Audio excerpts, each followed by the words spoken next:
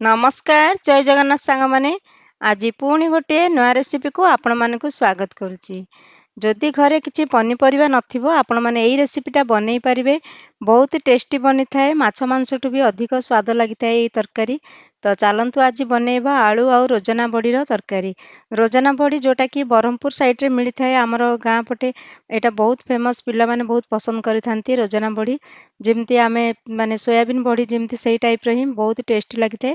ଆପଣମାନଙ୍କ ପାଖରେ ଯଦି ରୋଜନା ବଡ଼ି ନଥିବ ଆପଣମାନେ ସୋୟାବିନ୍ ବଡ଼ିକୁ ମଧ୍ୟ ଏହି ପ୍ରୋସେସ୍ରେ ଆଳୁ ସହିତ ବନେଇ ପାରିବେ। ତ ଦେଖନ୍ତୁ କେତେ ସୁନ୍ଦର ବନିଛି, ଆଉ ଟେଷ୍ଟି ଯେମିତି ବାସ୍ନା ମାନେ ପୁରା ମାଂସ ତରକାରୀ ଭଳିଆ ବନିଛି। ତ ଦେଖନ୍ତୁ କେତେ ସୁନ୍ଦର ବନିଛି। ତ ଚାଲନ୍ତୁ ଆଜି ବନେଇବା ରୋଜନା ବଡ଼ିର ତରକାରୀ। ଆଉ କେଉଁମାନେ ରୋଜନା ବଡ଼ି ପସନ୍ଦ କରନ୍ତି, ଯଦି ଆପଣମାନେ ବ୍ରହ୍ମପୁର ସାଇଡ଼ରେ ଜାଣିଥିବେ ଆପଣମାନେ କମେଣ୍ଟ କରିବେ ଆପଣମାନେ ବି ରୋଜନା ବଡ଼ି ବନାଉଛନ୍ତି କି ନାହିଁ। ତ ଦେଖନ୍ତୁ କେତେ ସୁନ୍ଦର ବନିଛି। ତ ଆମେ ଗାଁକୁ ଯାଇଥିଲୁ, ଗାଁରୁ ଆଣିଛୁ। ଏଇଟା ଦେଖନ୍ତୁ ରୋଜନା ବଡ଼ିର ପକେଟ୍ ଆପଣମାନଙ୍କୁ ଦେଖାଇ ଦେଉଛି। ଏଇଟା ସେଇ ସୋୟାବିନ୍